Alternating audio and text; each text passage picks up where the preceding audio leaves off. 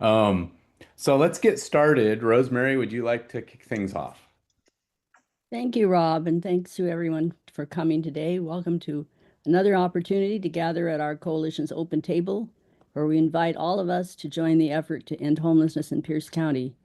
Our table is set on the traditional homelands of the Puyallup tribe of Indians, and we acknowledge our debt to their stewardship of this region, seeking respectful partnerships that honor their culture, history, and current realities. Today, I'm thinking about the connections among the stories we tell about living together in our fractured world. Over the years, certain events, whether traumatic or inspiring, call for remembrance. And so we have a something or someone day or week or month. These annual markings, whenever they occur, tell the story of shared cultures, histories, and milestones, as well as remind us of divisions and disagreements. So June is Pride Month, and we celebrated Juneteenth yesterday. And today, we mark World Refugee Day for June 20th. Next Saturday will mark 1 year anniversary of the Supreme Court ruling in Grants Pass v. Johnson, a decision that permits jurisdictions to ban camping on public property, even when there's nowhere for people without homes to go.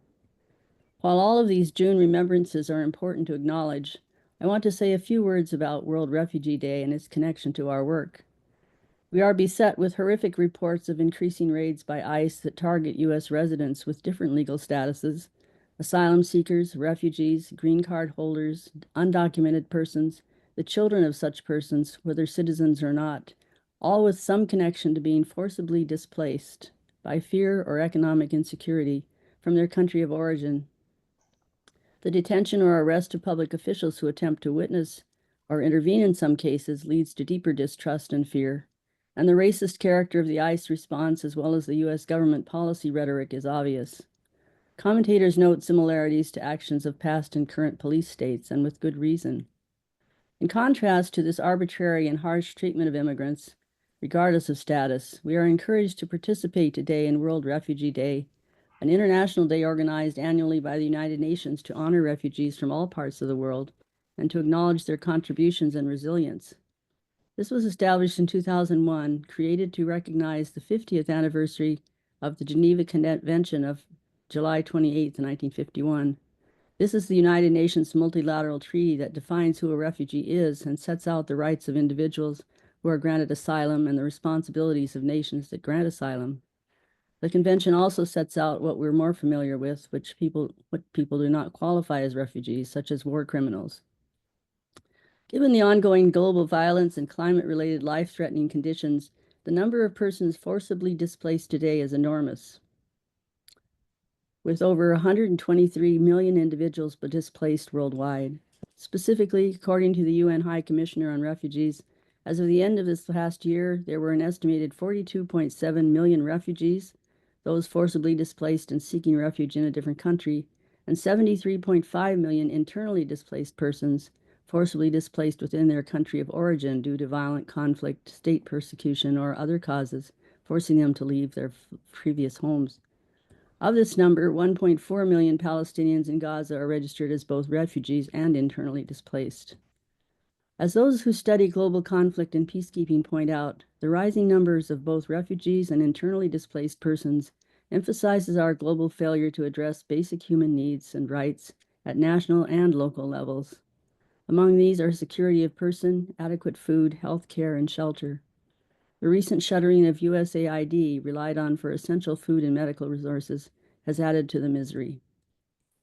This definition of internally displaced also accurately describes the growing number of persons in the United States living precariously and often without even minimal shelter.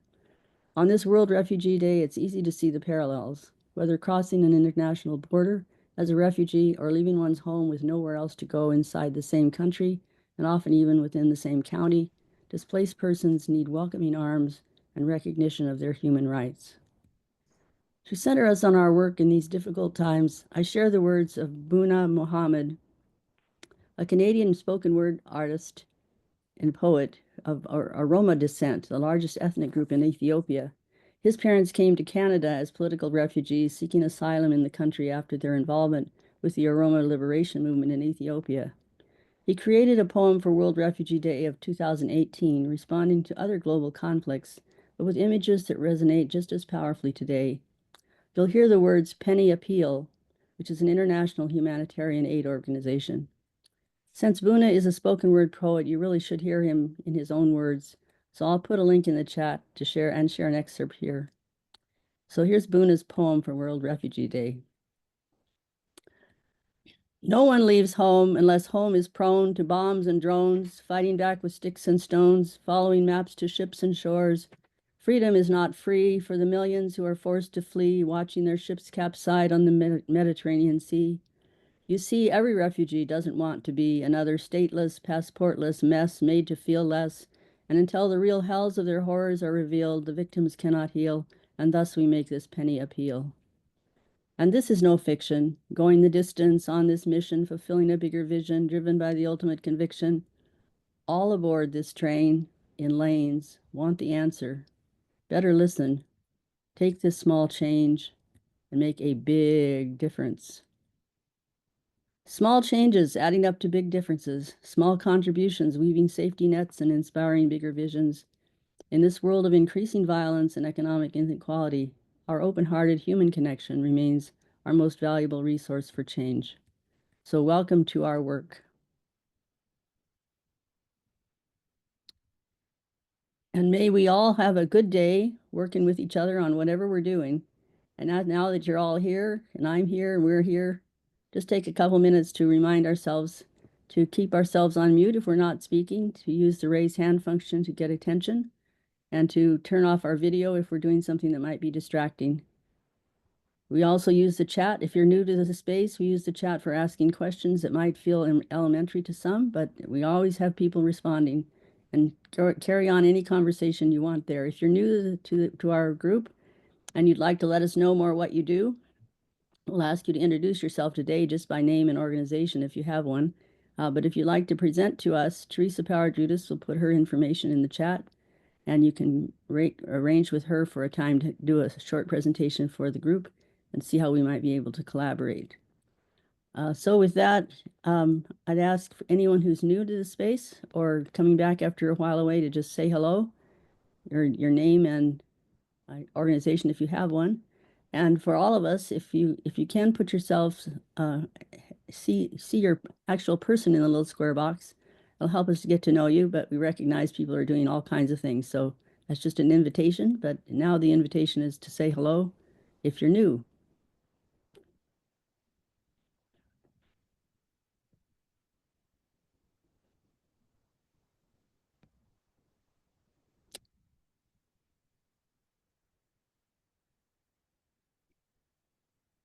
Looks like we're among friends.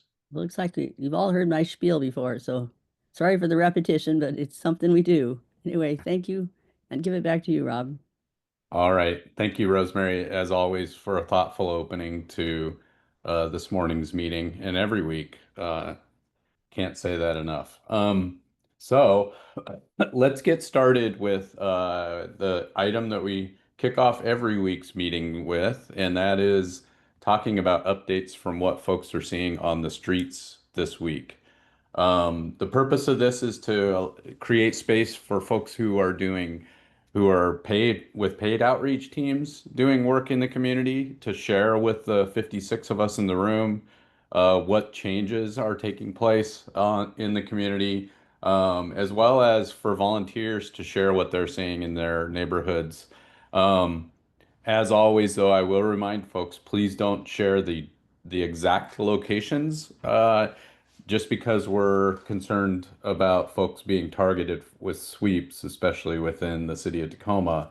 If you name the exact location, if there is an exact location where you have a concern, please send me a direct message in the chat, and I'll work to connect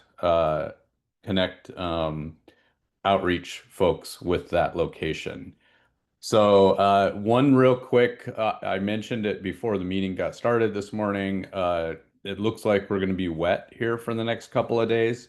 So clearly there will be a need for those who are outdoors to try to keep themselves dry and their belongings dry. So things like tarps may be in order. Also, I guess kind of midway through next week, we could see temperatures rising up to around 80 degrees again.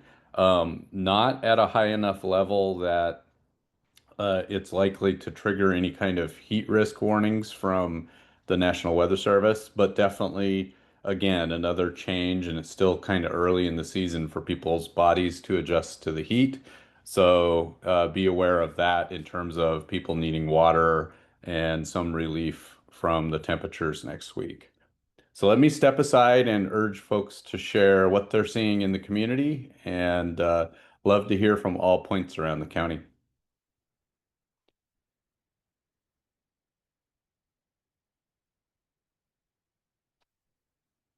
Yeah, Delcy, go ahead.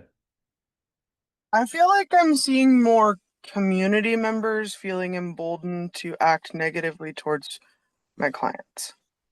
Um, I had one client vehicle be attacked by a community member and it broke his windshield. So, and then we have police response who are like, that's not our job. That's, because of where they were, that's the highway patrol or whatever. And highway patrol says, well, nope, that's not our job. That's in a different zip code, blah, blah, blah. So a lot of that. Yeah, thanks for that, Delcy. And as a reminder for everybody, you're out in the Key Peninsula area, so that's behavior you're seeing out there, correct? Yeah, yeah, sorry Yeah. for No, clarifying. no, it's fine. I It's just will share. frustrating. It's hard and frustrating and yeah. Yeah. Well, and as a result of that kind of behavior, what it typically causes is people to go, further off the grid, in less visible places, which makes it harder then to do outreach. So thanks for raising that up. Anyone else with updates from what they're seeing in the community? Go ahead, Sally. So it's harder to find people, and there's kind of a couple of clusters of folks, but there also are singles that are kind of isolated, which makes me worry for their safety. The other thing is I haven't seen a number of the Mid Hilltop regulars now for several weeks. And I would love to think that they've gotten shelter, but I'm not sure that's true. I'm concerned about what they were told about continuing to camp in the hilltop and what they think are the risks to them of staying in the hilltop. But I was intrigued by Rosemary's conversation about displaced people. They are internally displaced people right in our city. And our city has an anti-displacement strategy. It just doesn't appeal to homeless. It doesn't apply to homeless people. So um, for those of you who are sticking with certain geographic areas, keep an eye out for your regular folks. And if you get a chance to talk to them about where they're going, it'd be really useful information to be able to share privately. Thank you. Thank you, Sally. And Teresa. So along the lines of, I'm sorry for my cold. Along the lines of what Chelsea said, here on our street, we had a gentleman, an older man being beat up by three younger men. It had to do with a dog, and someone thought there was a knife, and there was all kinds of stuff. But this man has been a long-term resident in his vehicle in our neighborhood. The thing that disturbed me, I mean, that was really disturbing. We all came out from the houses, and the people who were doing the harm left, but we didn't get an identification of them. And the gentleman who was harmed was unwilling to get medical treatment, was even unwilling to have, more than a cold compress given to him. And then he took off in his vehicle because he just didn't want to deal with any kind of medical care or police. He didn't want to report it to the police. And it made me wonder how much of this happens, how often this happens. And it just is, it's pretty tragic that can happen. Yeah, thanks for sharing that, Teresa. And Jessica, I see your note in the chat as well about a similar situation with clients being attacked by groups of younger kids. There's an irony in the fact that the the community fears about folks who are homeless is that that the community members will be unsafe with those who are homeless around them, but the exact opposite is, as we all know, typically those who are homeless are victims of crime and not, especially physical crime, and not perpetrators of it. As Garrett just dropped in the chat. Thank you, Garrett. Always with the data. You just need to have more optimistic data, Garrett, if you could work on that. Anyone else with updates from the streets? Well, let me create some space for Ed Jacobs. I know you would like to make an announcement about this weekend's event. Yes. We have 61 people that died homeless in the last 3 months. And thank you for the medical examiner's office and Pierce County Health Department for providing those names and information. Up here in the hilltop, we're seeing a lot, much fewer people that we recognize. And I'm wondering where they're going, and if we're looking for a place to suggest for a sweep, I suggest City Hall. Anyway, your snide comment for the morning, sorry. Anyone who is interested in attending the service on Sunday, 5 o'clock at Shiloh, and if you are interested, we need a couple of readers for our prayers for the dead. So give me a call. I'll put my phone number in the chat and let me know if you can help us out. Thank you. Thank you, Ed. And yeah, I hope to be there, but because of family issues, I don't know that I can say I can be a reader this time. So we'll see if I make it. We may have to ad-lib you. Yeah, there you go. Jessica, I see your hand up. Good morning, everybody. It's been a while. I have a few things. So I was speaking with a pastor last night about some of our clients that unfortunately have passed away.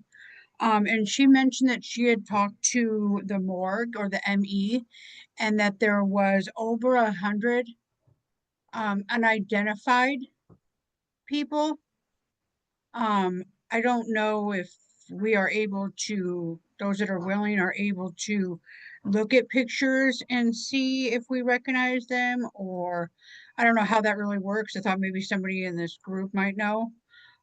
First, that's my first one. My second one is, I had well, I have tried my hardest to get funding and help with all the cremations for all my clients / friends that have passed away and that don't have family and don't obviously have like a cremation set up.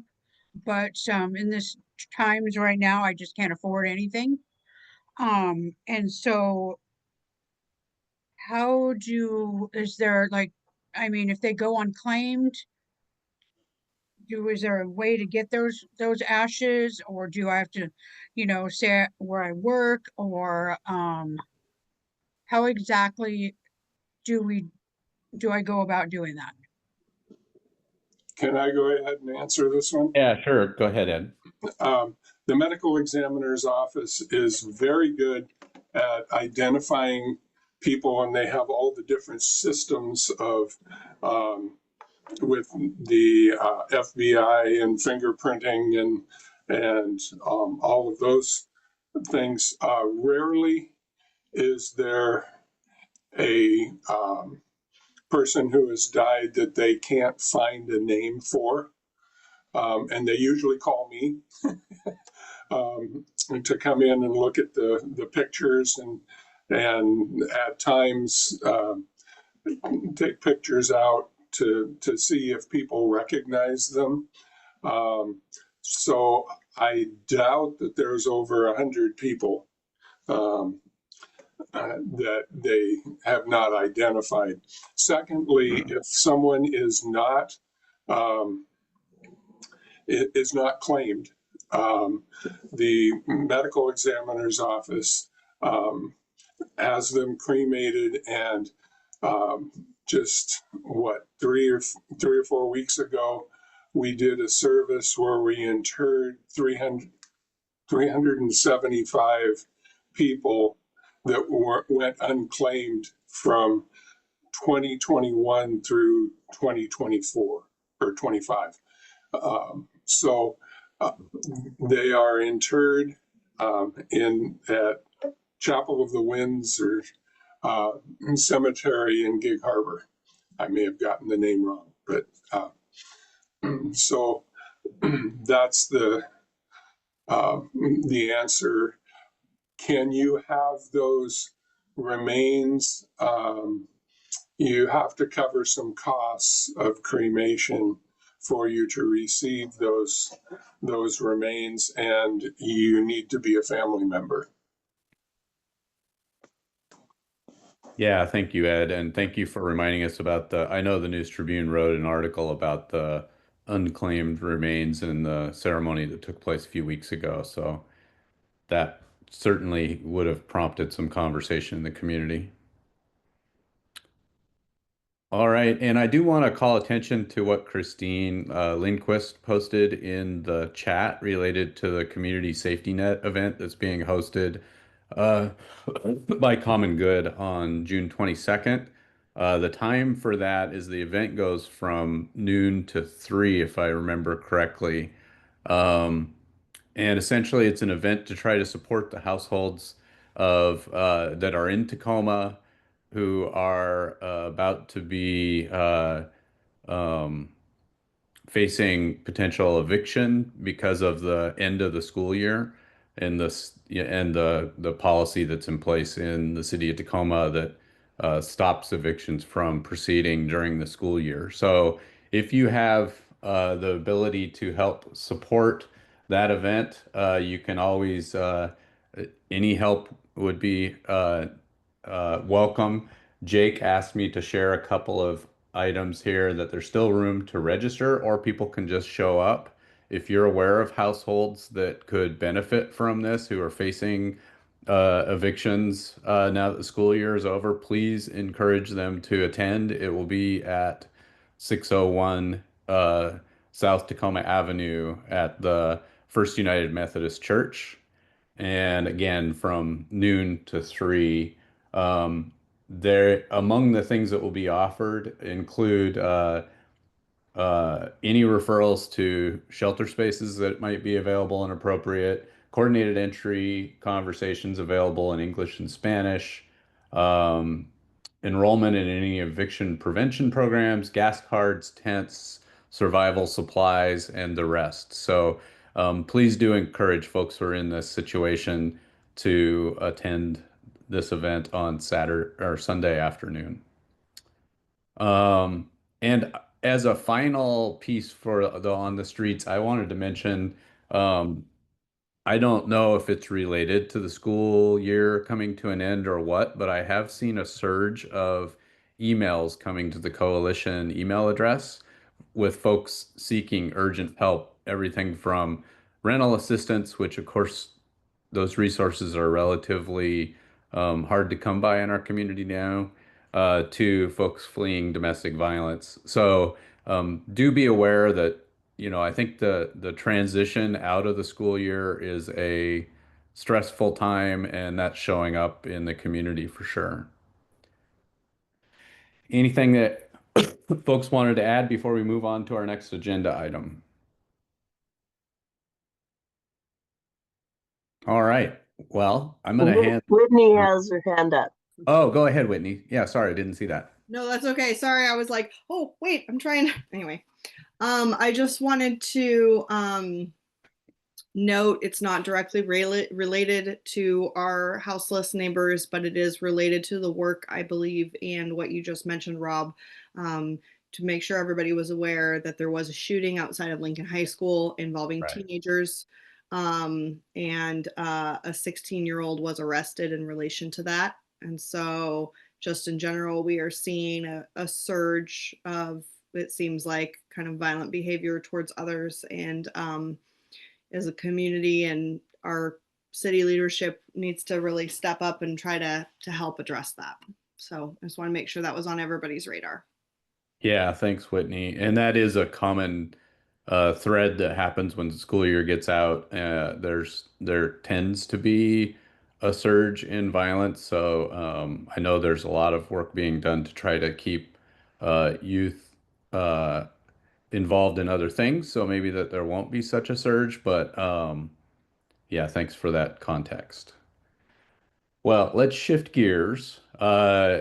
Garrett and I both attended a meeting with leadership from Pierce County here a couple of days ago regarding the federal funding situation for our local service providers that receive federal funds. And I know Garrett put together some information. I'll add some color commentary as I can, but Garrett was actually in the room. So take it away, Garrett. Sure. And there could have been others of you in the room, so do not hesitate to jump in where I screw it up or any county staff that can correct me. So, as you may be aware, some of the federal funding that the county receives or will be receiving has some additional um, requirements, coercive terms, as the county termed it, that makes it not possible for the county to accept those funds. So my goal in 5 minutes, maybe 10 minutes, is to walk through quickly the Cliff Notes version of the briefing that we received. And the briefing was designed by county staff. So Ryan Mello kicked it off. The prosecutor's office had their attorneys there, Ryan's chief of staff, Gary, the new head of human services, were all there. And so it was really just getting providers knowledgeable about potential changes to their contracts in human services, because a number of these federal contracts might not be available anymore. So my goal is to pass on the information they did. Next week, we've got Gary Gant, Human Services Director, that's going to come and talk, hopefully in more depth, and probably provide some question and answer time. So I'll answer questions as best I can. Rob will too. But this is just to let you know what providers are learning so that you're aware. I'm not sure what we do with the information. Anyway, so federal money coming to Pierce County accounts for 6% of the Pierce County budget. All of that money is at jeopardy. And so we're talking about continuum of care funding. We're talking about funding that gets spent on Medicaid. We're talking about community development block grants, homes money, which is for housing development, right? Kind of, I can't even go into it, right? But it's $100 million a year that comes through the county from the federal government. And that's what this briefing was about. But it's also possible that some of the funding is in jeopardy that comes other places, right? Federal money comes directly to providers through the Veterans Administration for veteran programs and homelessness, housing vouchers, right? Money flows through a housing authority. And so all of those could be at risk too. And we also receive a lot of state funds that come from the federal government. Like a third of our state funds come from the federal government. And the reason these may be, and so the things at risk are future contracts, but also at risk are current contracts, which isn't the way contracts work in my mind. You're not allowed to add other things to it, but that's the world we're in. So the coercive terms have a lot to do with requirements to comply with President Trump's executive orders. So executive order banning work around diversity and equity, executive order around two genders, right? This gender ideology battle that they're waging, abortive care is some other, and so all of that's inserted, right? Not allowed to do any of those things if it's we're signing saying we'll do none of those things, right? Can't do anything around climate work or clean energy. This is basically as an entire county. And the one that's, I think, the most difficult is around complying with immigration enforcement. And so basically, they're putting phrasing into contracts saying that it's basically a criminal offense if you're doing any of that. And so by the county executive or his designate signing it, providers by signing it basically means that we could end up in prison as somebody that's receiving this money if it can somehow be tied that we engage in any of these things. And the immigration enforcement is quite interesting because it's not possible for the county's law enforcement resources to assist in immigration enforcement because it's against the law in Washington state to do so.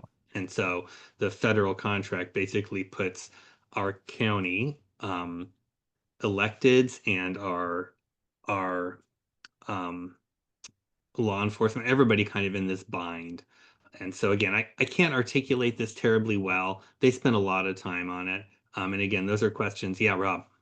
The other thing I would add is I don't think you mentioned yet that besides the penalty of potentially going to jail, um, if the county or providers are found in breach of the terms of the contract, there's a repayment requirement that they would have to repay 3 times the amount of money that they're receiving through the contract. So the example that was shared by the county executive is if this county or provider is receiving $5 million, they have to somehow repay the federal government 15 million. So again, scope is, thank you, Rob. Yeah.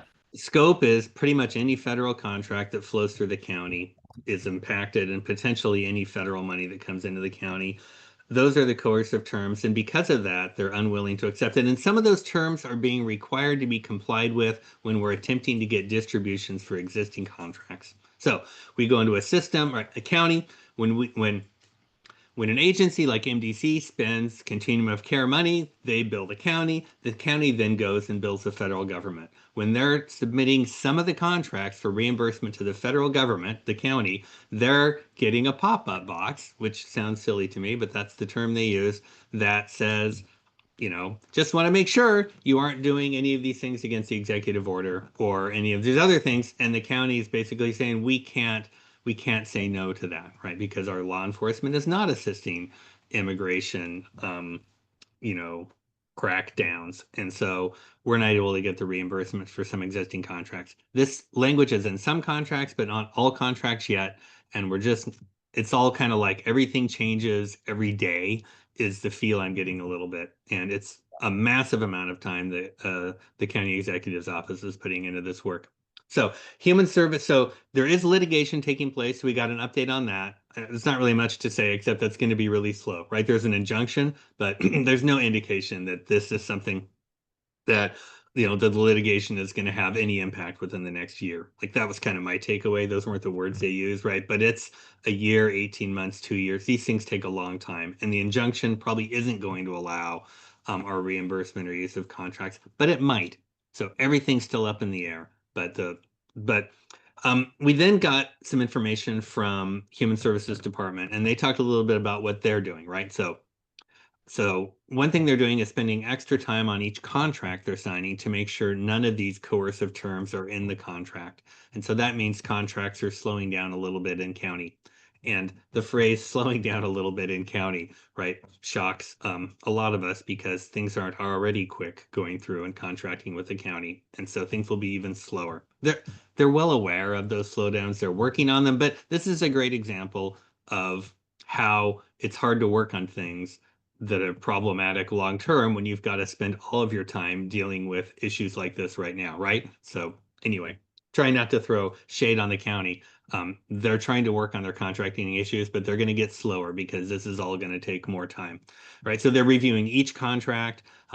They're working really hard to keep everyone in human services updated on what's going on so that so if you have a contract with the county, right, the person that monitors your contract is aware of all those situations, right? So they're doing that. They're also trying to be responsive to questions. So there's going to be an online forum at some point. Was that up already, Rob, or is that something they said they were going to do? They did share a link to it. I don't think I grabbed that link. Yeah, I kind of missed that too. So anyway, That'll definitely be something we can get next week where they'll respond to some questions, right? A lot of these questions are hard to respond to because it might take a lawyer to respond to it or something. And so they're being careful about providing good information. The last thing I wanted to mention is what we can do. So this was something that I thought was nice, that Ryan Mello and that Gary Gant specifically said, things we can do is invoice quickly, right? It's possible that things are reimbursable now that might not be reimbursable next month. Um, and so if you can submit your invoices to providers with county contracts, if you can submit it quickly, that will be to your benefit. And a second thing they said, which is some of these crack me up, so you get the Garrett version of this, but don't do work until the contract's fully executed. But I put the asterisk by that. Yeah, really? That's not the way the world works with the slow contracting at the county right now. But that's generally the smart way to go, right? Until your contract's executed, you don't do the work. But the reality is, if you run a shelter, you're right. What are you going to shut the shelter down for a month while you don't have the contract executed, right? You still do the contract. So that's a nice way to think about the world, and I wish it was that way, but practically, that's not really advice most of us can take. And the last two are super sucky. That's pretty much all I got is bad news today. So we basically need to plan for a world without federal funding, and that's a hard thing to think through. And there's no way we can backfill it. I don't, $100 million, right? Even if you got 5 million a year out of the Greater Tacoma Community Foundation or 10 million a year, right? What's that backfill a tenth of that unmet need, right? And this is good money, right? We base our core programs on this money. It's not foof. Not that any of our funding is foof, but right, it's not an art program. It's people's rent, right?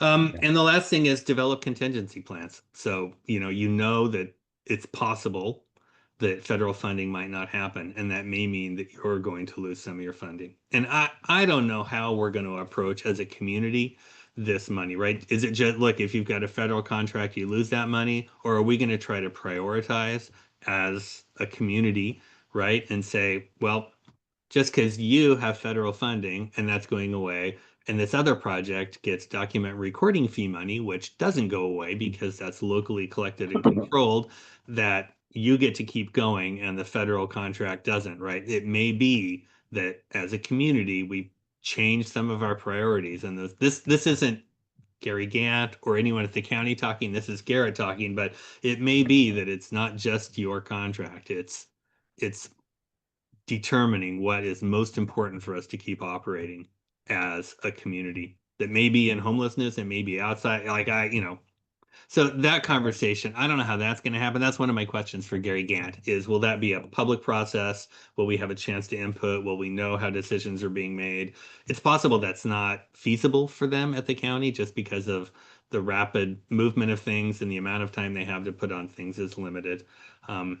And the other thing was they mentioned was to seek additional funding or other funding sources, but I also throw that in that's not practical. I mean, we all do that all the time as organizations, and to think that you can backfill any of that with donors is right. And this is operational, right? Donors like to give capital money, and so and they discussed it sort of like a COVID moment, and I thought that was an apt. I'm not sure during the presentation, but I think maybe afterwards, like this reminded them of COVID, where we didn't know what was happening next, and lots of things were changing, and most of them were bad.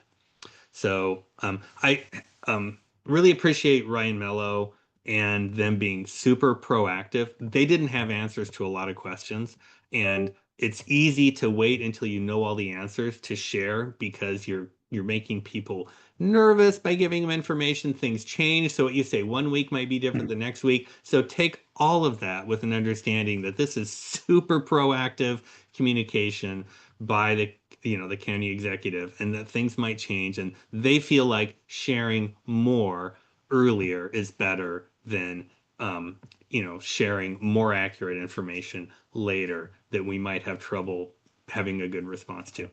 Rob, you had your hand. Yeah, a little more context too. There was some conversation from the providers in the room, and if I remember right, there were about 30 folks who were present in the room and about 80 or so who were joining on Zoom. I was not in the room, I was on Zoom.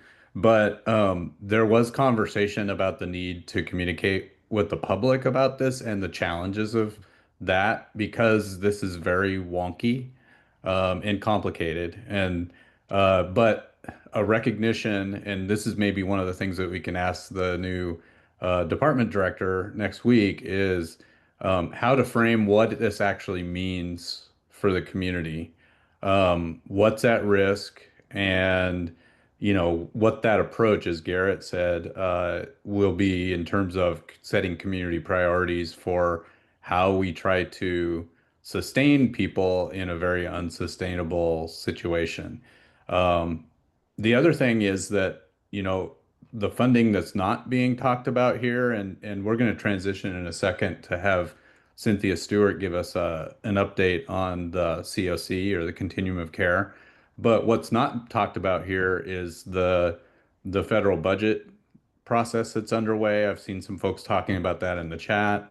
And essentially the defunding of a number of programs nationwide, including, a significant threat to housing vouchers, which are not included in this $100 million that the county is talking about. Um, there's actually it's a bigger picture than just what was being discussed during the meeting earlier this week. Um, and clearly, our community is not the only one. It's lots of communities all across the nation trying to figure out how to keep people who are extremely vulnerable and might be, in housing because they are receiving federal vouchers, keep those folks from being out on the streets soon. So, there's some real impacts. Yeah, I see your hand up, Larry. Oh, and you just muted there you go. What criteria did they list? You mentioned at the beginning. What are the conditions that they're triggering on? So the coercive terms they're concerned about, and again, they're basically shifting the punishment from being, losing funding to being a prosecution. And what's that term that they kept using? A federal False Claims Act.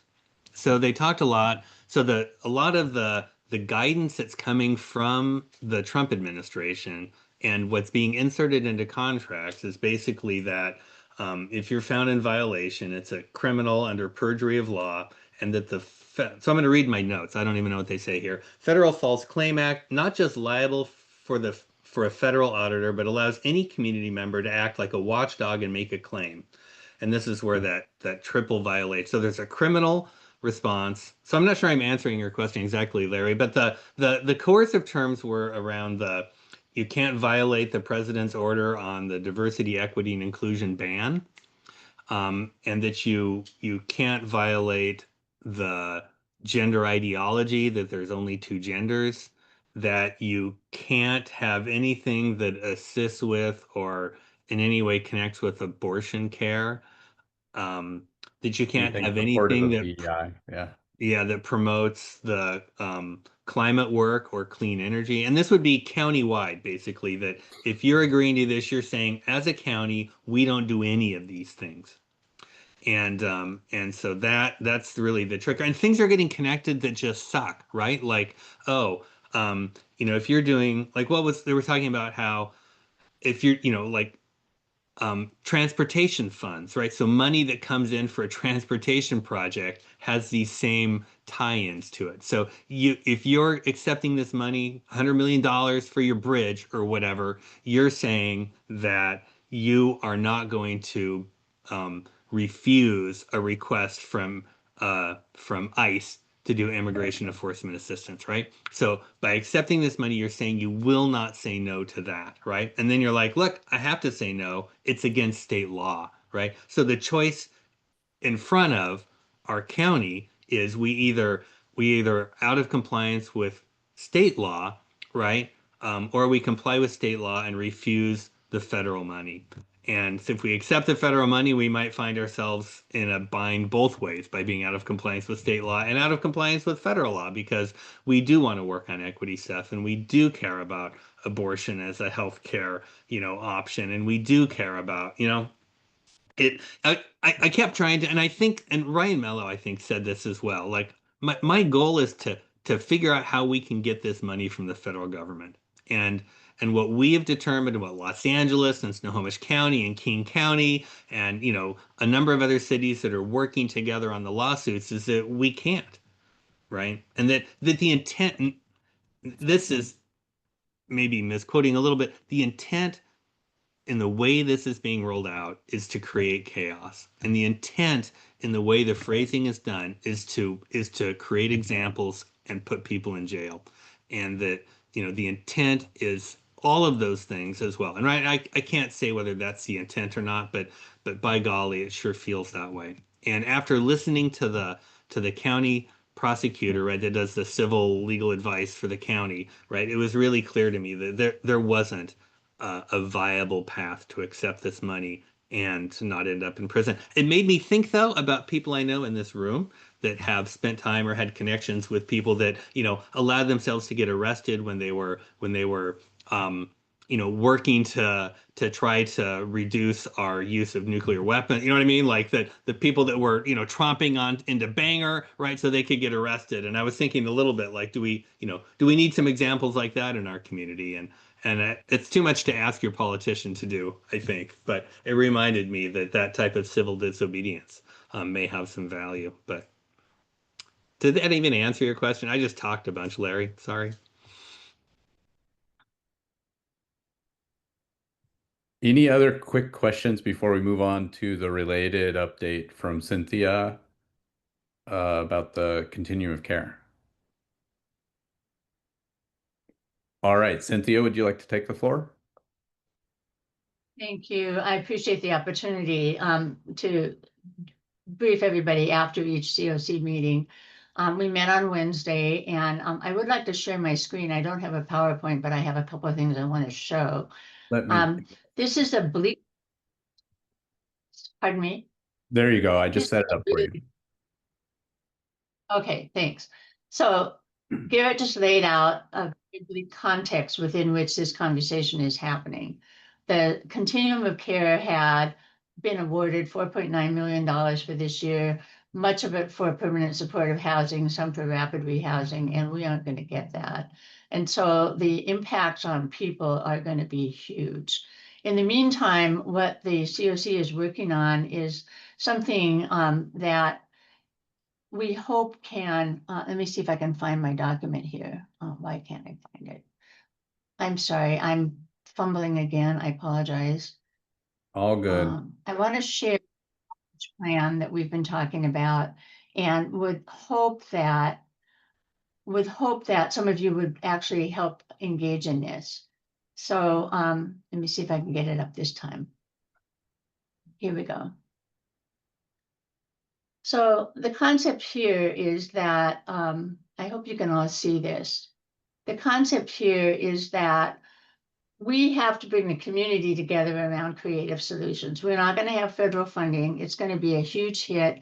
There are going to be a lot more people affected than we currently have on the street and unhealthy and all kinds of other things.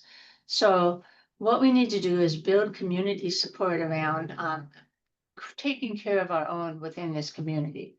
So this plan is intended to help reduce stereotyping in the community, create an understanding about homelessness and what's going on there. We have a set of target audiences that we feel need to be addressed before we can actually implement this. So the first one is to get our COC members up to speed on what's going on, to create some tools that they can use out in the community to have this conversation. And the next one is to engage cities and towns to both include more of their representatives on the COC, but also to begin to help build an ethic within their communities about helping solve this problem. The next one is a set of organizations ranging from community councils to other groups like Rotary, Kiwanis, and so forth, to talk to them about how their active members can actually help in the community with this issue. The goal is to say not just here's what we want you to do, but here's how you can do it. We're going to be talking to human services providers and then have a number of different ways to approach the public. The last piece is philanthropy, and a lot of us know that that's going to be stretched too thin. So at some point, we're looking at grant writing and appeals to some of the philanthropic organizations, but we're not hanging our hat on that. What we really think is that the community needs to approach this problem quite differently than we have been, and to really create an ethic around helping each other. So that was part of what went on in the COC meeting this week. Another thing that went on was we had a briefing on the YHDP, the youth project that's going on right now, and that briefing is available online, I believe. Let's see. Then we have a new logo. So we're building a brand new website with a lot more information on it that what we think will be really much more useful for the community. So I'd like to share that image, if I may. Let me see if I can find that one. I apologize for the delay again. All good. Okay, here we go. So it's better if I use a PowerPoint because it's all connected, but this wasn't it. So, okay. So we had a pop quiz at the meeting. We had 3 different logo designs that were offered, and this is the one that the group picked. It's hard, you can't really see the whole thing here, but different color backgrounds. The website is going to be similar to the county's blue theme with the green, but in darker tones. And so these are different ways that that logo can be used. And I think it's important to say that the person who designed it is that they wanted to show the infinity of the community rallying around housing and helping people who need housing. And so it's an infinite loop, and that it involves the entire county, and that housing is focal here. So that really was the theme behind this logo. So I'm going to take that down and see if anybody has any questions about the COC itself and what we're doing. I haven't been able to see the chat, so if there's anything in there, I haven't seen it. Yeah, I don't see any questions in the chat. I am watching to see if anybody raises their hand, physical or otherwise. So I think that it's going to be interesting because we don't have, I mean, HUD franchised the COC, but now they're taking the money away. That doesn't mean that we don't still have a purpose. One of the possibilities, although I think it might be remote, is that the COC becomes the unified regional approach or authority. It's designed that way by HUD and could serve that purpose. The conversations going on around the URA consultant project have to do with how extensive should elected official involvement be. It's not that elected officials won't be signing the interlocal agreements, but in the actual entity, should they be dominant? Should they be all of it? Should they be only part of it? And I just give my opinion, which is that if we have only elected officials, we have the lowest common denominator because they're also self-protective of their jurisdictions. Where if we have a broader participation, we get more involvement and more of a community needs represented. So that's just Cynthia, that's nobody else. Not just Cynthia. Yeah, go ahead, Christine. Yeah, thank you so much, Cynthia. You're always so informative and helpful with all this. I just wondered, do you have a plan to make that pivot if, for example, there is no more funding for the COC? Well, we're pivoting now to the assumption there is no funding for the COC. That doesn't reason still a rule. And we're focusing on the rule, which is to bring the community together around a plan to address homelessness, and implementation of that plan. We are developing a strategic plan. Again, we had one in 2023-24 that got put on hold, and that needs to be updated. It'll be similar to the comprehensive plan to end homelessness, but not the same.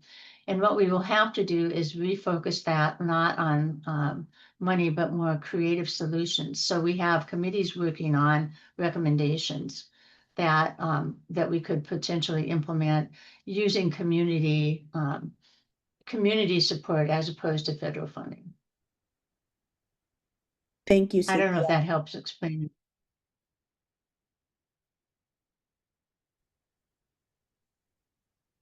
This is a daunting time, and I thought Garrett laid it out very, very well.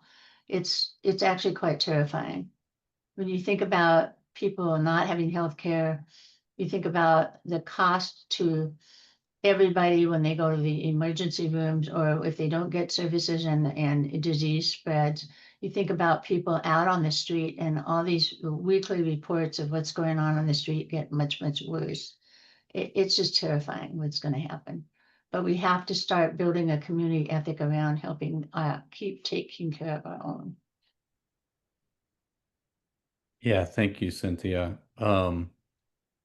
So I think, well, one thing, let's put a little bit of a bow on this and remind folks what Garrett shared earlier, that we will have the Human Services Director, Gary Gant, join us next Friday to provide kind of more of a, probably a little bit more the official line from the county. Um, so you might kind of think about what kinds of questions you may want to ask, that we may want to ask as a coalition ahead of that meeting next Friday. Um, and hopefully we can have a good conversation there. As everyone has said, it's hard this is really hard, topic, and there are no easy solutions that we can see. So I love the COC talking about what community can do to take care of its own, because I think that's where we're going to be at.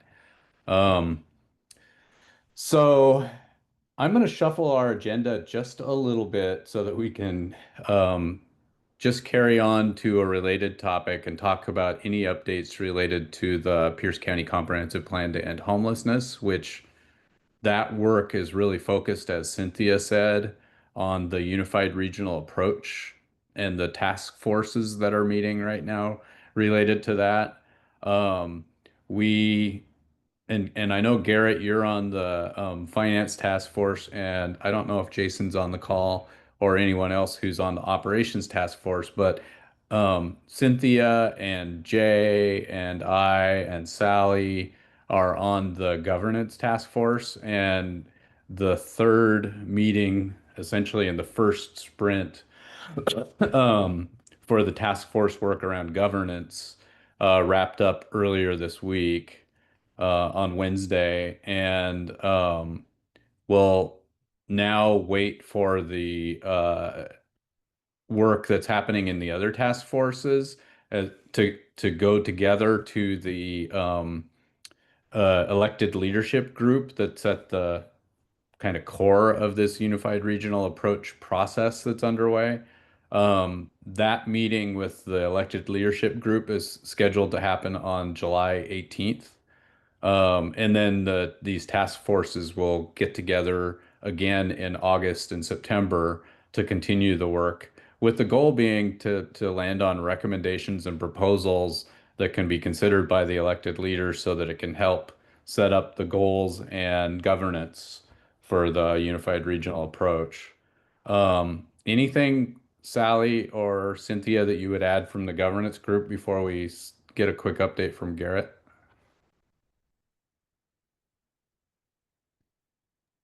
I share Cynthia's view that just having elected officials working on this is too narrow and will likely result in a risk-averse, self-defensive decision to do something very small. And then I guess what I'm looking at are the time horizons. So the recommendations of what to set up won't even be done until the end of 2025. The setting up will happen in 2026. And then if it's something like a common RFP or a common contract, then the legal people have to do all that kind of stuff. And to get it implemented and impacting services on the ground, we're looking at 2027, 2028. And it just seems to me that that arc of work is so out of touch with reality right now that I'm kind of struggling to figure out how to make the work the governance task force is doing relevant. So that's, and I'm probably, I tend to be skeptical, and others may on the team may look at it differently. I wish I was less skeptical. Garrett, what would you share from the finance meetings? We actually haven't had our third finance committee meeting, so that takes place on Monday afternoon, and there really isn't much of an update. Even though we met since I did our last update, it really felt more like leveling still and setting some goals a little bit, but I think the recommendations are going to get put together at Monday's meeting. So I'll have an update worth sending out after that meeting. And there'll be some recommendations as part of that for revenue to seek for that unified regional approach and the set of electeds. But it's not, it's a not final, it's a recommendation that goes to that same meeting Rob was talking about. And there'll continue to be some really productive opportunities for feedback on all that. So I think after next meeting will be a good time to get feedback, and that'll get merged in with all these other organizations. So the elected group, the staff, the jurisdictional staff, right? So whatever those representatives are, those two groups are going to give feedback, and then we'll certainly be soliciting feedback from you all to bring back to that second round of meetings that occur in August, September. Yeah. Thanks, Rob. Yep. And anybody from who's on the operations task force have anything to share?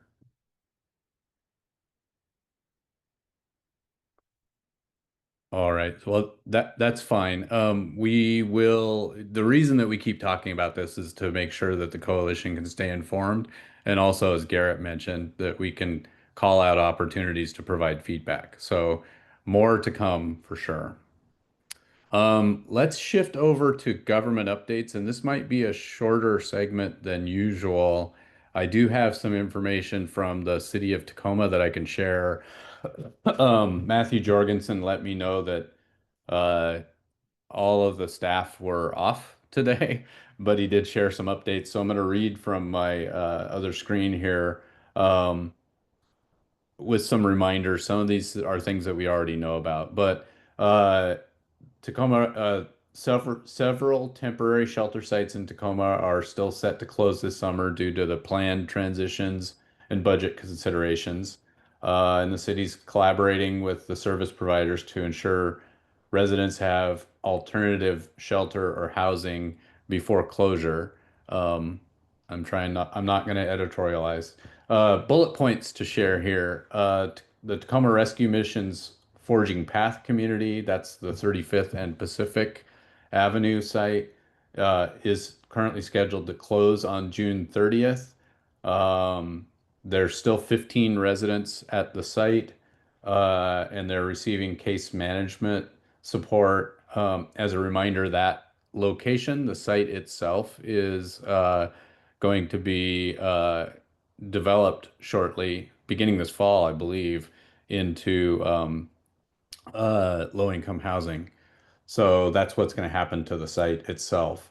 Brotherhood Rise, the tiny home village that Gerald and his team have been managing in the Hilltop, is scheduled to close on July 31st. And there are currently 10 residents at the site also involved in case management, according to the city. And then Altimer Memorial Church downtown is scheduled to close June 30th. 8 residents remain, all working with case managers. Neighborhood and community services staff continues to meet regularly with the providers and to try to support the individuals in their transitions. looking ahead, the Bethlehem Baptist Family Shelter, the Holy Rosary Safe Parking Site, and the Thames 3 Micro Shelter Village have all been extended due to the $3 million the city received from the state. Um, those sites will continue to operate with those $3 million through June of next year. So that's what we talked about a little bit last week. I just saw your comment, Garrett. We talked a little bit about the number of sites that are going or shelter spaces that are going to be reduced here between now and July 31st. So that's the other thing that's really hard in this situation is that we're seeing the resources go down, programs come to a close, and then having all this federal stuff happening at the same time. So it's really a difficult time in the community. That's the updates from the city of Tacoma. Let's shift over to updates from Pierce County Human Services. Hi all, Mickey B. Tima. Devin is not available. I'm a PSU with the county. Happy Pride, happy Juneteenth. Some quick updates. So recruitment is open if people would like to join the Comprehensive Plan to End Homelessness Implementation Advisory Board. I'm going to send the application link in the chat. Application comes on July 7th. Saturday, July 19th from 10 a.m. to 1 p.m.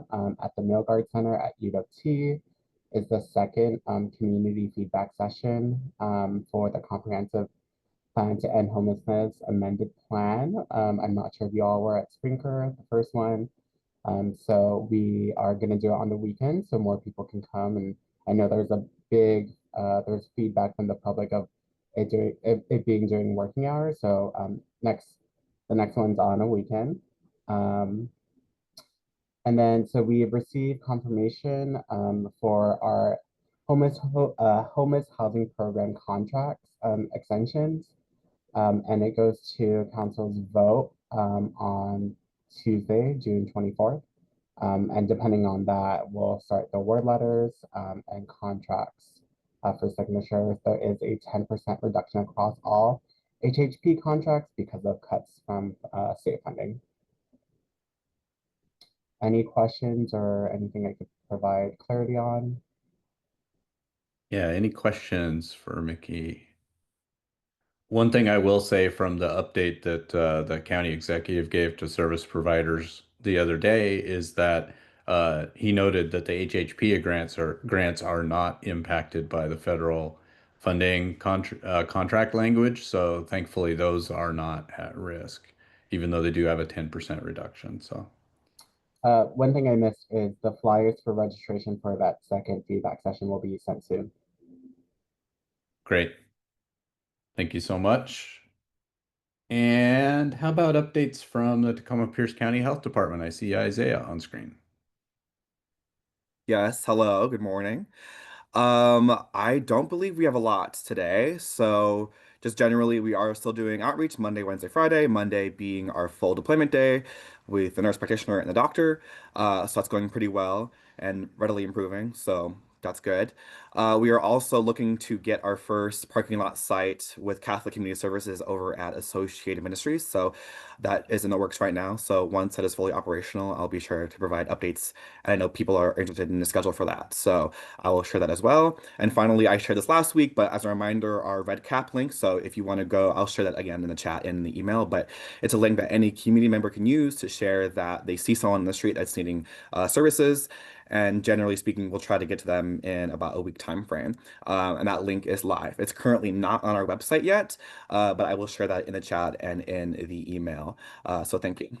Do folks have questions for me? I just see the request from Cynthia about how quickly you speak. I always do, but do folks have things they want me to repeat?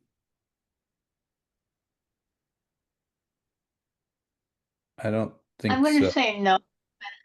People with hearing loss can't follow when you talk that fast. So Is we there anything you really want me do need. Sorry, go ahead. I'm not the only one in the group, and so please do it. Thank you, Cynthia. Yeah, and I'm not seeing any requests for repeats. All right, and how about any updates from our friends at Pierce County Emergency Management? And I can't speak suddenly. All right, they're not on the call. A reminder, hopefully we will not have to do hot weather response anytime soon in partnership with the county and emergency management. So they may have been on the call earlier and had to step off. Let's shift to our updates related to advocacy opportunities. And Sally, I didn't have a chance to talk to you ahead of time. Were you able to look at agendas? Oh yeah, I scheduled this in now to make sure I have it done before the meeting. I'm on top of it, I guess. So for the city of Tacoma, if you want to advocate at the city and county levels, that's the stuff I have. At the city of Tacoma, the study session on June 24th, it will be a report from the Media and Communications Office of the city. So if you're curious about how the city develops its messages that it sends to us as community members, you might want to watch that one. And there will also be a report on the results of the legislative session from the city's viewpoint. There's a written report as well that I'll send to Rob that can go out. And then there'll be some discussion of the climate action plan for those of you who are also interested in that. At the city council meeting, also on June 24th, they will be taking final action on the One Tacoma Comprehensive Plan. And the reason this is of interest to us is that there are a bunch of amendments trying to speed up work on affordable housing that are going to be brought to the council. They are sponsored by Councilmember Scott and Councilmember Daniels, and they are targeted to try to get movement on a bunch of things. And so there will be an opportunity for public comment in the middle of the meeting because that's on the agenda. So if you support those kinds of things, you want to show up and support those amendments. Let's see. It is also a community forum. So, but remember that at community forum, you can't speak about things on the agenda. So if you actually want to talk about the comp plan, you got to get there in time to testify at regular public comment, which comes up early in the meeting.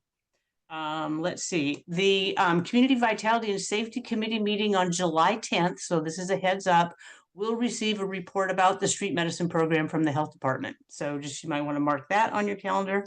And finally, the city council has established a new committee called the Operational Strategy and Administrative Committee. And its purpose is to sort of organize the work of the council. They have a whole bunch of priorities flying around, and it has proven challenging to get that stuff all organized into a workflow. So that committee is now meeting. It is not a Zoom accessible meeting, but you can listen to the audio after the meeting, which is pretty interesting. So Mayor Woodage chairs it. Councilmember Scott, Councilmember Bushnell, and Councilmember Walker are the members. Councilmember Hines is the alternate, and that could be a very interesting committee in terms of how the city organizes its work. So just want to flag that to you. Over at the county, our friends at the county on June 23rd, there is a public safety committee meeting at 1:30, and it is going to have a report on drug-involved deaths in the county, and that'd be countywide. So that both the medical examiner and the health department are participating in that report. And for those of you who are concerned about the horrible impacts of addiction, that might be a really interesting meeting to watch. And Mickey already talked about the human services contracts resolution that will be on the agenda for the regular county council meeting. Again, if you support the approval of that, which will extend those contracts for a year and get money into the hands of service providers, you might want to show up and say a few words in favor of that. So those are the items that I have from the city and county. Thank you, Rob. Yeah, thank you, Sally, as always. And thankfully, at the state level, there's not a whole lot to advocate about at the moment. However, I continue to see news coverage of whether there's a potential for executive or for a special session regarding the federal funding issues in our future. Nothing definitive on that, but some murmurs. Um, I will share that during this morning's meeting, I sent an email on behalf of the Housing Alliance for um, a couple of upcoming educational sessions that will be held uh, with lawyers joining the Housing Alliance to share about the new rights that renters and mobile or manufactured homeowners have under House Bill 1217, the rent stabilization bill. Not surprisingly, there's been some confusion and lots of questions about what that bill means for folks who are renting or living in a manufactured home. And so these sessions are trying to help address that. Meanwhile, if you know someone who has experienced a rent increase and believes that they should not be seeing the level of a rent increase that they just received, uh, due to this new state law, we are urging folks to go to washingtonlawhelp.org and seek legal help if they believe that the rent increase they've received is in violation of House Bill 1217. And I did also just see an email pop up from the folks at Housing Not Handcuffs who hosted a national webinar earlier this week that unfortunately I missed due to personal reasons. There is a recording of that webinar available, and after I take a look at it, I'll see if I can share that out to the coalition email list for others who would like to hear what this national organization is pushing for our communities to do in the year, now that it's been a year since the grants pass decision was passed by the Supreme Court last year. So more to come. Um, any questions related to advocacy before we move on to the next item?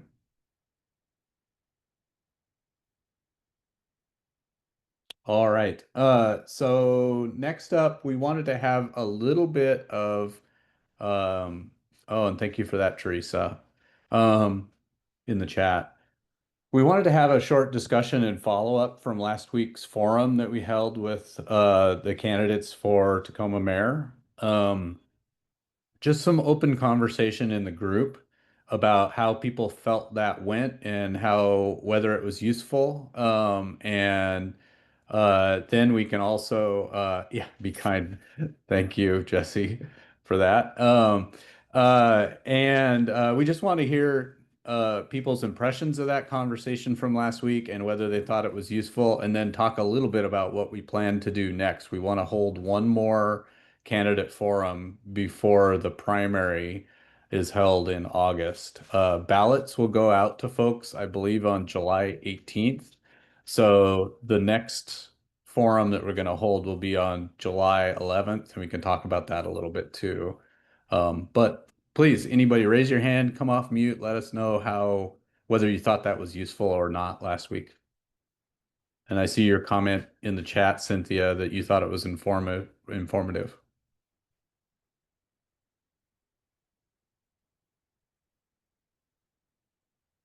I see Teresa wanting to say something, but watching to see if anybody else does. So I will prime the pump, even with my bad voice. I've been off screen because I don't want you to see me piling up my tissues. But I do want to say I really appreciate the candidates showing up for us. And there are very few opportunities to actually hear people talk about meaningful issues. There's a whole lot of brief information you get through the mail, but I appreciated that people gave some thought to the issues that we care the most about, and it was good to see them. Thank you, Teresa. Sally? I was impressed with how deeply the candidates engaged with the realities of homelessness and the different aspects of it. And I know that John Hines, because he's a current elected official, has access to a lot of that information in a way that candidates who are not current elected officials don't have, which means that both Whitney and Jesse have to work a lot harder to get to the same level of sophistication about the issues and the options and the possibilities for the future. So I want to particularly appreciate the two of them for the work they're doing individually to build their knowledge and to participate in a meaningful way about this issue. This issue is, I think, one of the biggest issues and the biggest moral disaster facing Tacoma. And I'm delighted to see those two candidates digging in on it. That's great.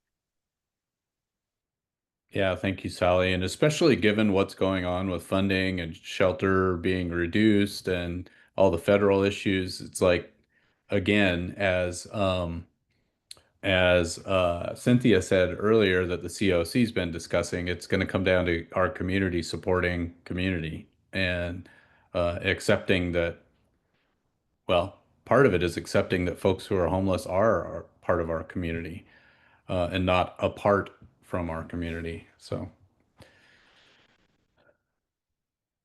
anyone else with feedback from last week? What I will say is that typically so this was a little bit of a departure. We typically have not held candidate forums ahead of a primary. However, with the number of candidates that we had for Tacoma Mayor, we felt that that was important to do. What we want to do with the next session is going to be a little bit different.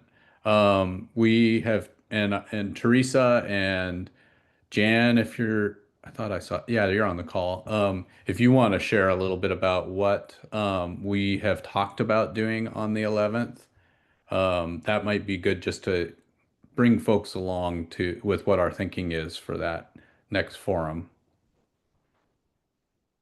Anne, can you talk since you're not so hard to listen to? I believe that we settled on trying to get as many candidates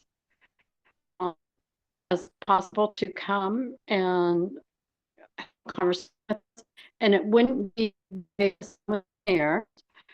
We had some preset questions with some additional questions. It would really be more an opportunity to have a conversation with members of the consortium. And maybe even in a breakout room. I'm not sure that we decided on that. We kind of wanted to get some feedback on what people thought from the mayor forum ahead of time. Yeah, go ahead, So, Teresa. Go ahead. I want to say, yeah, we do when we do this type of forum, and many of you in this call have been at these before, where we have the candidates, we're inviting all of the mayoral candidates within Pierce County, except for Tacoma, because we already did Tacoma in that way. But we are asking them to join us, and they will be put in rooms with groups of us where their job is to listen to what we have to say about what we believe people in the mayor's position should be doing around homelessness and what we see as the key problems and solutions around homelessness. They are there to listen, not to talk to us about what they think or believe around the issue. And then at the end, we come together and they're given an opportunity, not unlike when we go down to the testify at the city, they say you got 3 minutes. Well, it's kind of a reverse thing. But they can say what if anything they learned and anything they want to say about what they plan around this issue. So it's really only one it's only one focus that we're asking them to take, and it's a little bit different. So their job is to listen and give us some feedback. Anybody who was part of this planning have anything else that I missed? No, I think that covers it. What I would say is for those who have, I see your comment, Jan. For those who have attended forums that we've held with newly elected leaders after the general election, this is going to be the format that we're considering for the 11th. Rosemary? I just wanted to add to this that we wanted these local mayor candidates to start engaging with us on the very conversation that Garrett pointed out earlier on in terms of getting local leaders more involved in looking at the issues as we are facing them now. And so we can bring our concerns to these conversations, and they may not have thought of them in the same way before. And hopefully that will spur on conversation that could be useful for actually doing the connections we need to do. Thank you, Rosemary. And Courtney? Yeah, I think it's pre-primary. I think it's still important to find out where people stand, so that we have as many options as that we know what our options are. I do like the format we've had where people come and listen to us to know what we find important, but I think that's a more post-primary priority. Yeah, go ahead, Teresa. So the second part of it, I may not have said it well. I don't know if my brain is even functioning quite right, but they are to say back what they learned from the session and then what they plan to do going forward. So it's a two-part question. We just don't have time to do all of the mayoral candidates in the same way we did the Tacoma one, and this felt like a good way to. Some of the folks who are running for mayor in these places haven't really given homelessness a lot of thought. And so one of our biggest goals is to have them connect with us and hear what the issues are, so that if they happen to win the election, they know about us and they know about the issues. Yeah. I mean, there's more than one purpose, I guess. And just to give folks a sense, I think we counted up, there's about 14 candidates that we'll be inviting who are running for the various small city mayor races. So that's part of the reason that we knew we couldn't do the same format of what we did with the city of Tacoma mayoral candidates. We would have had to give everybody just a minute to speak and couldn't go through questions like we did before. So we are definitely trying to just work with what we've got and, like Teresa said, create relationships. So hopefully those who are successful in those races will have a connection to the coalition. Any final comments that folks want to share on this topic before we shift over to Good Trouble announcements? All right, well, let's carve out some space for folks to share Good Trouble announcements and success stories. Anything that folks want to share with the 54 of us in the room?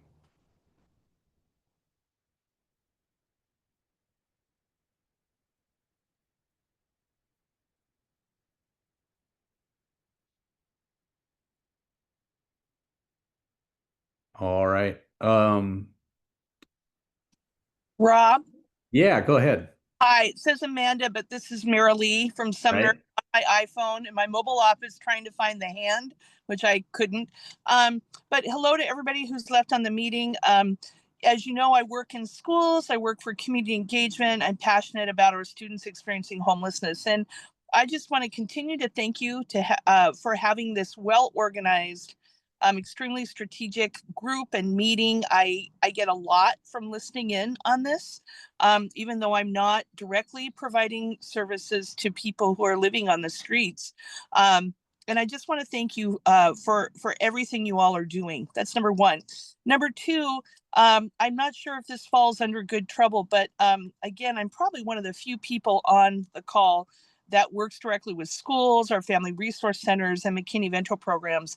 And I mean, I'm really leaving this call feeling sick to my stomach over the kinds of fiscal losses that we're talking about. I'm in the know enough to know that this was in the works, but I can tell you 9.5 out of 10 of my colleagues in schools do not understand what's happening with money going into homeless services. So offline, I'd love to talk to anybody about how we prepare our McKinney-Vento liaisons around Pierce County to better understand what is happening in the face of the kinds of contracts that are going to be stopped. And I know everything is pivoting. What's in place today or what's happening today might be different 2 weeks, 4 weeks, et cetera from now.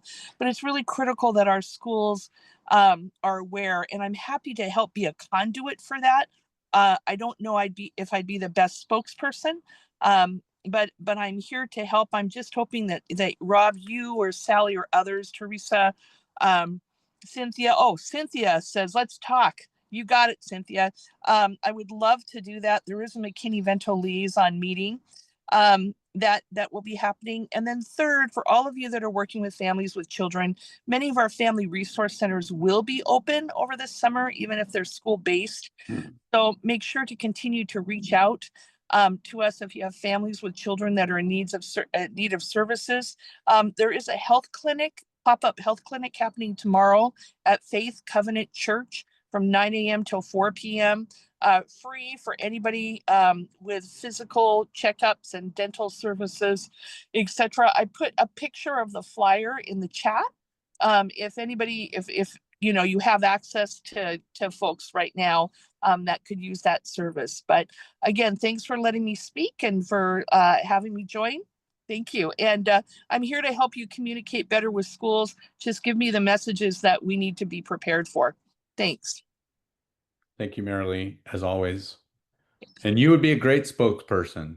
I just want to make sure I'm accurate and I understand the details. I hopped on the call a bit late and only got the bad news about halfway through. So thanks. Oh, okay. Anyone else with announcements or things they want to share with the group?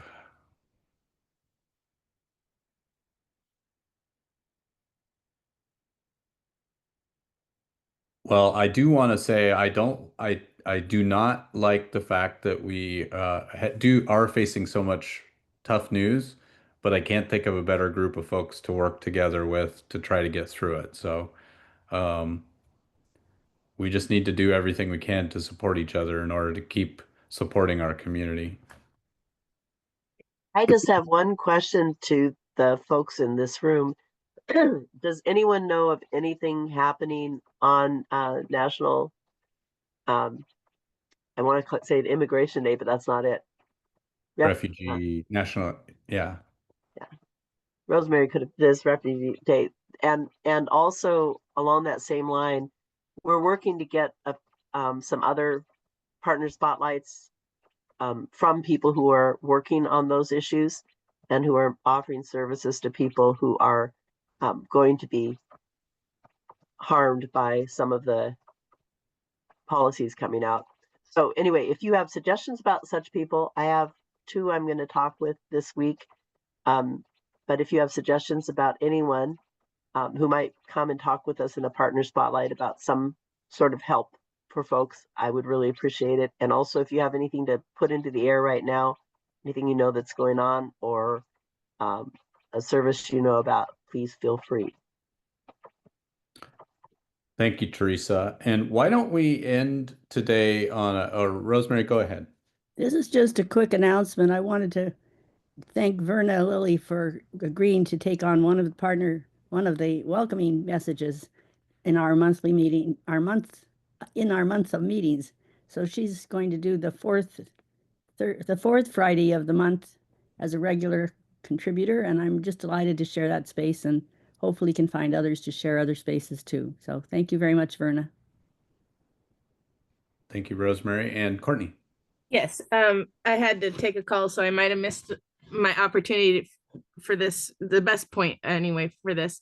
But I've been talking with somebody who was in the 34th Street, 34th and Pacific Avenue shelter space, temporary shelter, and he has returned to the streets as that is closing, but because of an allied service provider, we know that in the computer system, he's marked as having completed the program. And I asked, was it even a program?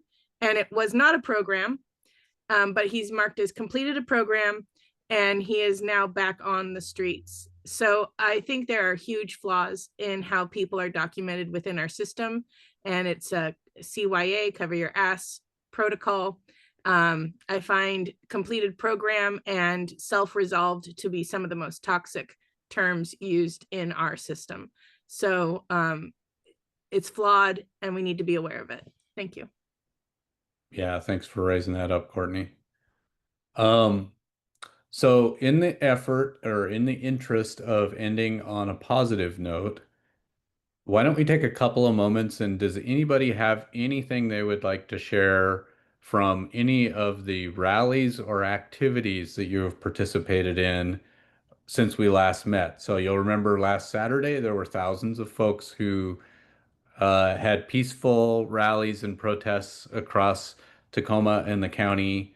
If you have something you'd like to share with the group from that, that'd be great. And also, yesterday was Juneteenth, and I saw news coverage today that they estimated 20,000 folks attended the Juneteenth celebration at Stewart Heights Park, and that was the largest Juneteenth celebration in the state.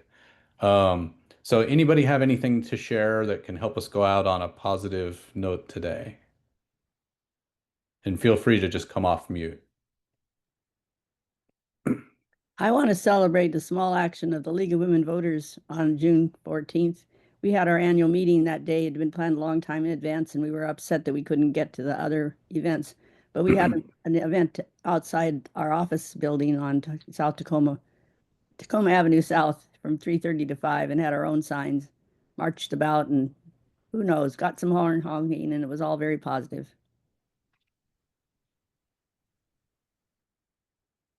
Yeah, Carrie.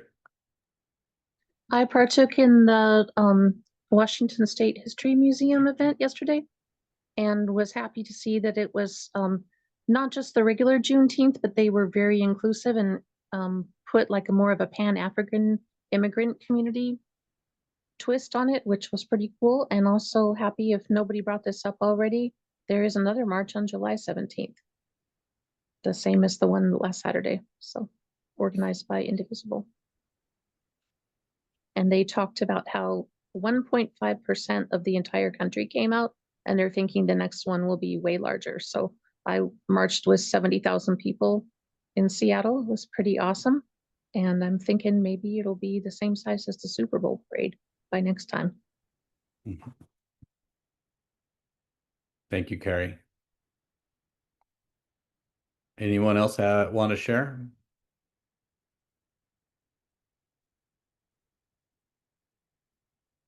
Well, I just want to take the opportunity to thank everybody for being here, staying engaged, and trying to find uh, blossoms of optimism amongst the tough news that we're absorbing. So thank you again for being here. If you have an interest in helping plan next week's meetings and upcoming meetings, we'll have a small group of us staying on this call, and after a 5-minute break, do some planning. And for everybody else, I wish you a safe weekend. Hope to see you again next Friday in same place, same channel. Thanks, everybody.